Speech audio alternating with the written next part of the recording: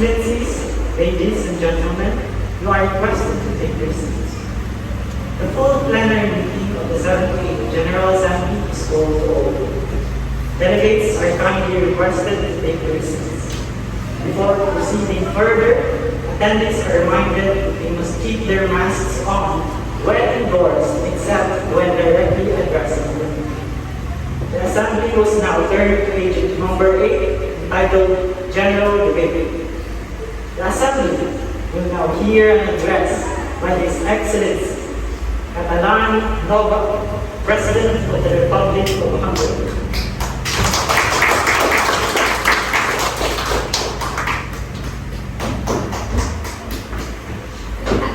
Immigration crisis.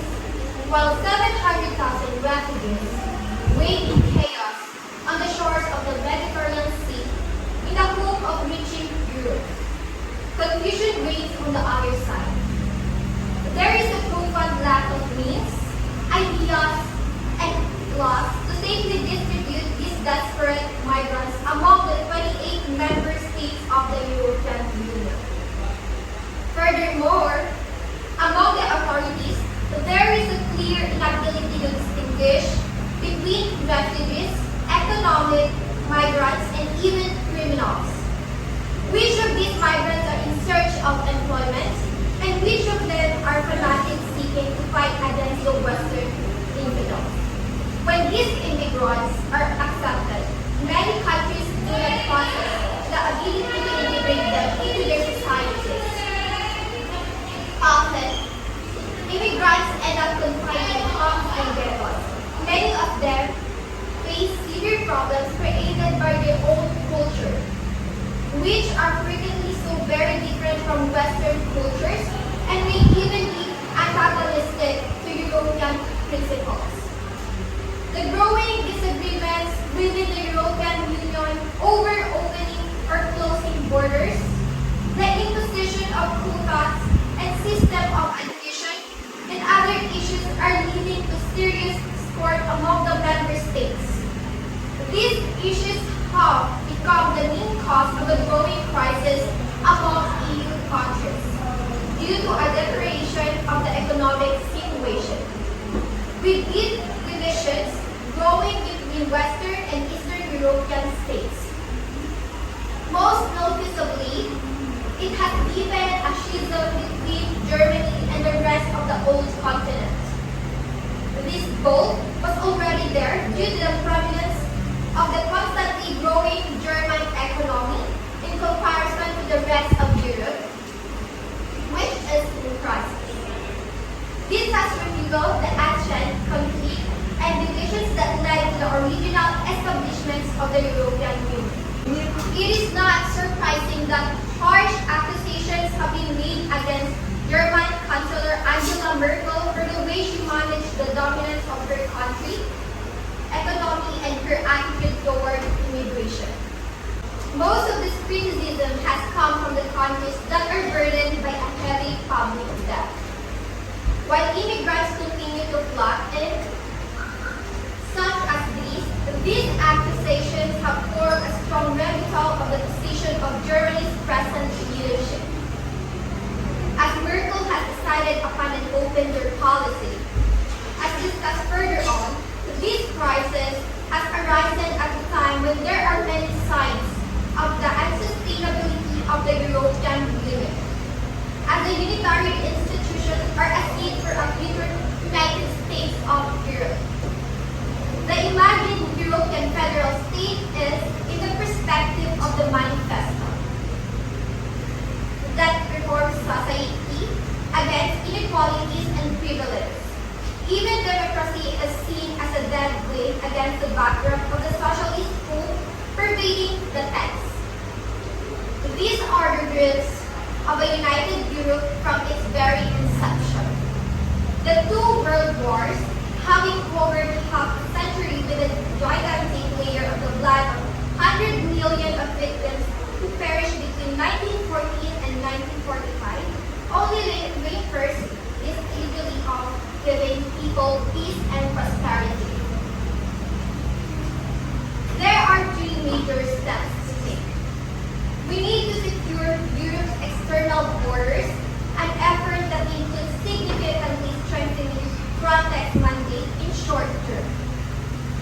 Only secure external borders can guarantee our freedom within that area. We should increase support that EU's neighboring countries to erase their citizens need to migrate for economic reasons. We need to establish European asylum laws with clearly defined rules and comparable levels of assistance to support those who temporarily need for help. One thing should be clear to every member of the EU: no country can shoulder the burden of the refugee crisis alone. We need to come to terms with our mistakes and learn from them. If we do, the refugee crisis could be a chance to revitalize the union. To survive it restores a sense of control. Europe must say less and do more. Beginning to solve the crisis requires three things. First, we must identify mistakes made and correct them. This includes the fact that Europe eliminated its central Mediterranean borders to search and rescue operations. However, legally necessary and morally responsible brought this rescue into the European Union, where very few people who, though strictly speaking, deserve protection are ever removed. Second, governments need to face up to the difficult task ahead. Develop an integrated set of responses and pursue them with rigor. Here, the script is mostly already written. The problem is execution, specifically removing asylum seekers whose applications have been denied must become a policy priority to protect the integrity of the EU system. Europe must acknowledge that unilateral policy decisions by one country have large effect on neighbors. Germany is a case in point. Third, we must develop well thought out contingency plans for the most likely event that EU policies are not properly implemented. Nothing about the proposed solutions will be easy, but the alternative, the disintegration of important pieces of the European experiment, would be far more severe.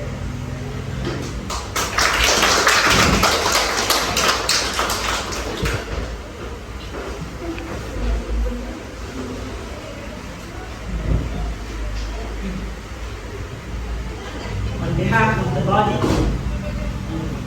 I wish to thank the President of the Hungary for the delivery. The Assembly will now hear an address by His Excellency, Mr. Abraham Lincoln, the President of the United States of America.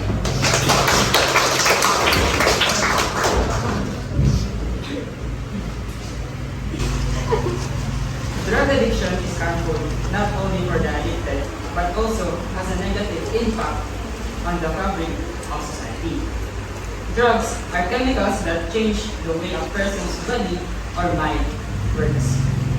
The effects of such an addiction can cause dangerous changes in the mind, body, heart, other important organs, and spirit of the drug addict. A drug is a depressant that slows down the functions of the nervous system.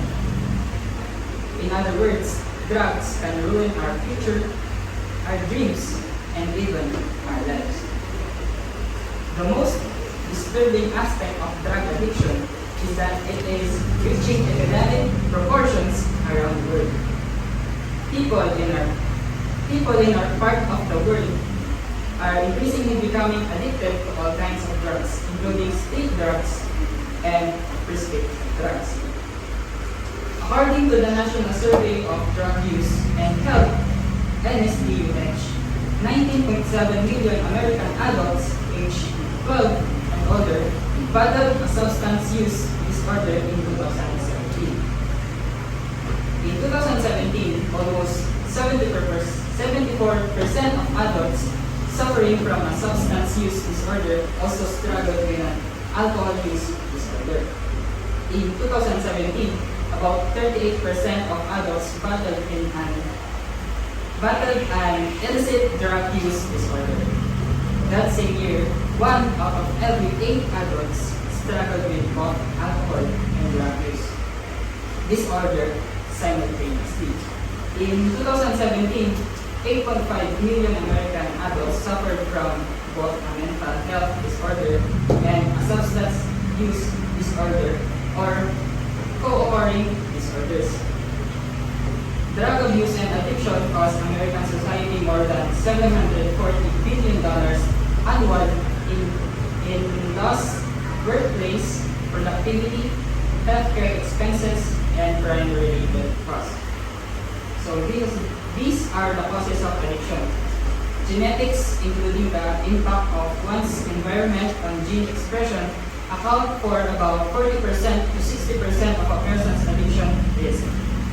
Environmental factors that may increase a person's risk of addiction include a chaotic home environment and abuse, a parent's drug use and attitude towards drugs, peer influences, community attitudes towards drugs, and poor academic achievement.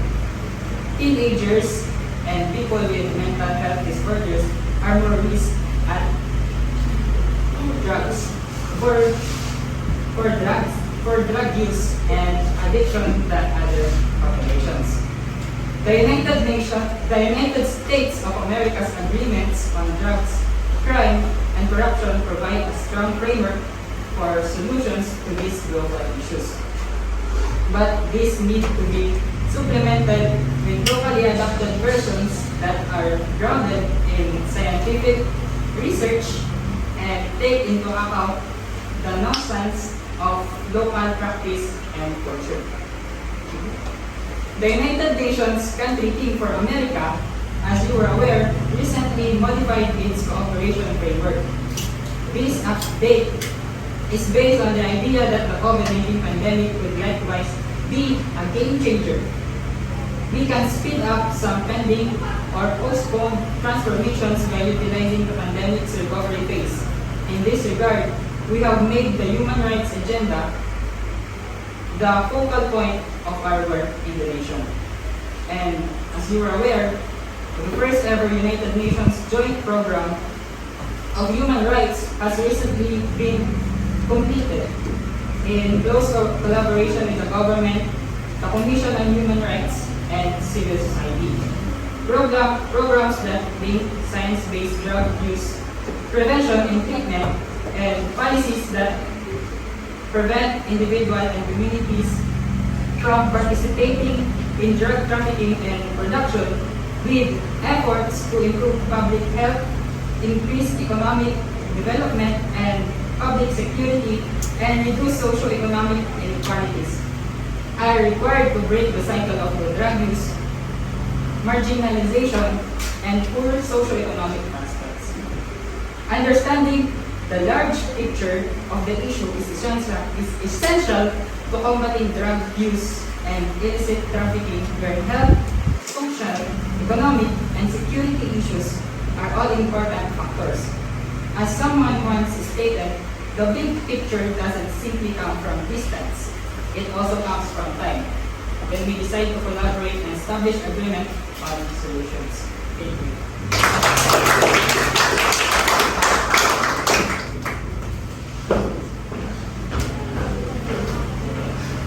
On behalf of the body, I wish to thank the President of the United States of America. The Assembly will now hear an address by His Excellency Aung San Suu Kyi, President of the Republic of the Union of Myanmar.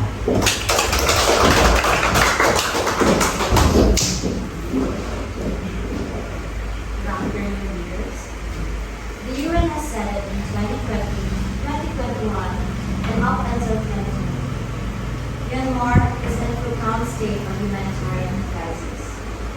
Today, I, Aung San Suu Kyi, below to the world that my country is still dire need of good help. May the good counsel of the UN and the world heed this crisis. On February 1, 2021, the state's military detained senior members of the civilian government after claiming the country's November 2020 elections were fraudulent. Just as sweet lady achieved freedom, a bitter military coup soon follows. In the burning ashes of democracy, I dare say proud that the state is dying. Since the coup, more than 130 people are sentenced to death without justice. Hundreds have been killed and countless were imprisoned. The country has also been plagued by ethnic violence, with nearly 1 million Rohingya ethnic Muslims running away from their own country, seeking refuge in Bangladesh. In today's account, this problem is not even considered and solved by international organizations. It is truly is a genocide with more than 1 million lost lives. Public services are non-existent. Financial systems are barely functioning. Price hikes, COVID-19 movement restrictions, and ongoing insecurity, of course, the most vulnerable people to resort to crisis or emergency coping mechanism to access food and basic services. Prices for key household commodities have increased significantly, making food unaffordable for many. From then, Myanmar was also shaken by 3 severe waves of the COVID-19 pandemic. Almost half of our people need humanitarian assistance, with a staggering 14.4 million people identified. 30% of them are people with disabilities, and they were exposed to violence, discrimination, lack of access to information, and greater difficulties in receiving medical and humanitarian services. Monsoon floods in July and August 2022 hit communities already in need of humanitarian assistance in various parts of the country, resulting in the loss of crops and increased food insecurity. This multi-dimensional humanitarian crisis is now affecting our whole country, posing grave protections for civilians, limiting access to services, and deepening food insecurity. This required a border, national needs analysis, and a scaled-up humanitarian response to stop people from slipping into life-threatening needs. The UN has been generous in targeting to help 6.2 million of my people, but this is still not enough. Only 2.2 million people were yet reached in 2020. The action is still yet to cover half of our needy people. I propose solution more than short-term humanitarian aid. I seek the UN Security Council to restore the system and democracy of Myanmar. This is the only way for the people to recover from a multitude of problems because of lack of integrity, justice, and structure within the government. Let me begin by addressing proposals for violence. Myanmar must be aided to work with civil society and youth to establish and support platforms for dialogue, conflict prevention, humanitarian response, and social cohesion, as well as to promote constituencies of peace and non-violence. Additionally, the government must be convinced to advocate for accountability and unequivocal respect for international humanitarian law and international human rights, particularly the UN Convention on the Rights of the Child and its optional protocols and UN security resolutions and children and armed conflict in crisis settings. In terms of peace and security, the sustainable solution to the situation in Myanmar is a transformative change toward a democratic future, emphasizing that people in Myanmar need protection from further military atrocities as well as humanitarian assistance. To end military impunity, the Security Council must use admissible evidence to refer the situation in Myanmar to the International Criminal Court of Law.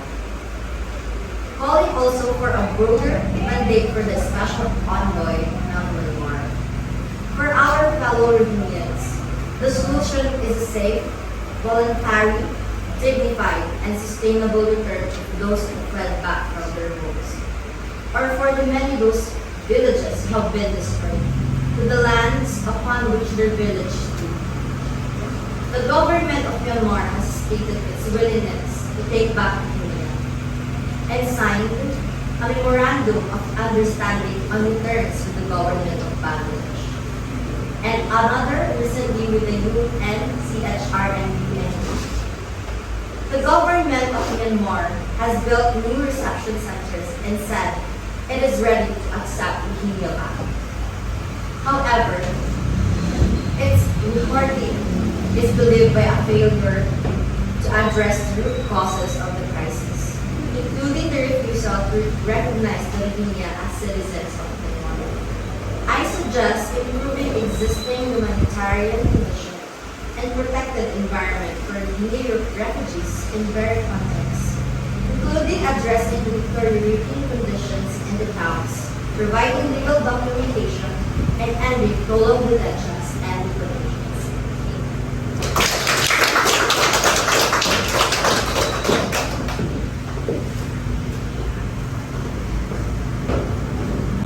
On behalf of the body, I wish to thank the President of the Republic of the Union of Myanmar. The Assembly will now hear an address by His Excellency Bashar al-Assad, President of the Syrian Arab Republic.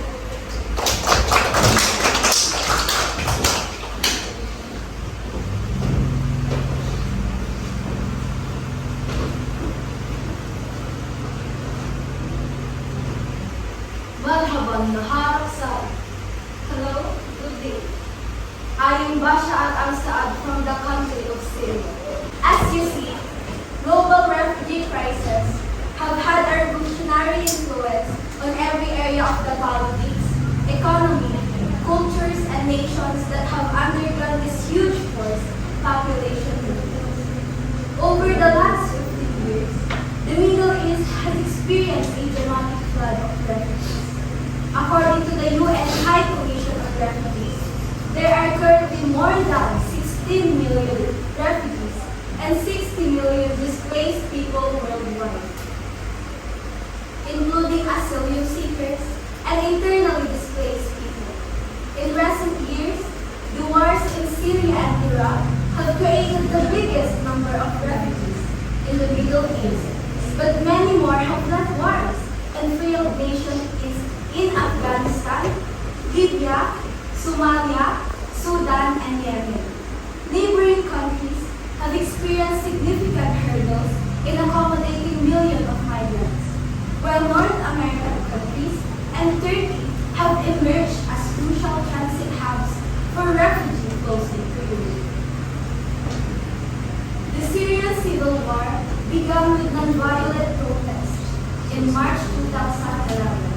Young people marched to the streets in the southern city of Daara, demanding government reforms. The movement was part of the Arab Spring, which was propelled by social media and spread over the Middle East and North Africa. March 15, nicknamed by Day of Travel in Syria. Syrian Civil War. Protests expanded across Syria, and they were met with harsh government crackdowns and increased brutality from both government troops and protesters. Syria was immersed in a civil war the next year, with the Syrian military fighting a rising of extremist organizations as government forces and terrorist organizations battle for territory. Violence has shattered the lives of millions of Syrian children and families, resulting in the Syrian refugee crisis. Since the start of Syrian crisis on March 15, 2011, families have been subjected to horrible violence that has killed hundreds of thousands of people, ripped the country apart, and set back the country's level of life by decades. Many Syrian children have known only conflict. These bleak circumstances have had a severe impact on their mental, physical, and social health, threatening the future of children who who will one day be required to reconstruct the Syria. According to the World Vision, the following is currently happening in the Syrian conflict. In 2011, more than 6.8 million refugees from Syria, more than any country in the world. An estimated 5.8 million children need humanitarian aid to meet their basic needs in Syria and neighboring countries. 12 million people are food insecure, an increase of 51% in 2010. 6.9 people are displaced within Syria. More than one-third of the Turkish economy is estimated to be based on informal employment, and the entry of approximately 1 million Syrian refugees has depressed employment levels and wages, especially among unskilled residents of the Syrian community. To improve the self-reliance and Syrian refugees, the EU and Turkey should deepen their cooperation by pairing trade concessions with improved job opportunities for refugees.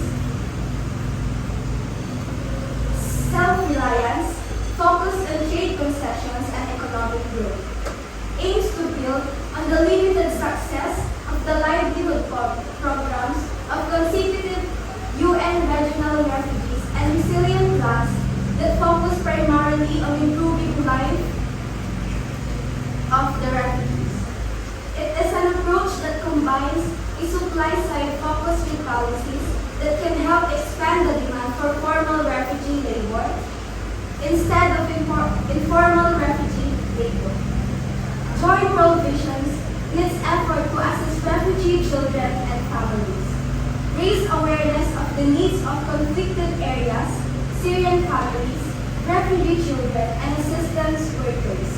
Plan for the voluntary return of refugees to Syria when circumstances for a child is safe, dignified, and long-term return are met.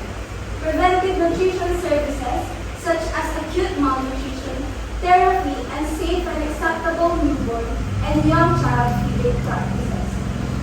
Providing safe travel for refugees entails coordinating family reunions and giving visas. And for the last one is we need to pray for them.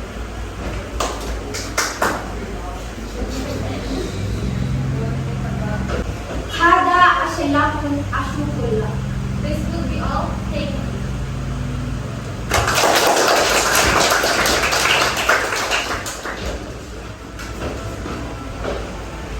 On behalf of the body, I wish to thank the President of the Syrian Arab Republic. We have heard the last speaker for this meeting, the 78th General Assembly of Syria.